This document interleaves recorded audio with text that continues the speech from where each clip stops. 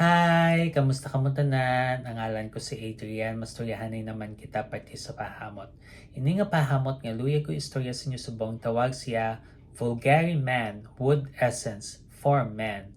Iyan siya ni Vulgari. Panlalaki ni siya, pero kung luyag mo sa suksokon, para ka pag gusto ka. Ano ni siya klase nga pahamot? Bali, makahoy nga matamis na amo na siya kung simutan. Angay siya sa katamtaman nga panahon, ang temperatura nga para siya is between 60 to 80 degrees Fahrenheit o kung 16 to 27 degrees Celsius. Ano ang iyang mga nota? For the top, we have citruses with sugar, lemon zest, kag coriander leaf. May mga citrus siya, wala gid lista kung ano, pero may kalamay para maging matamis.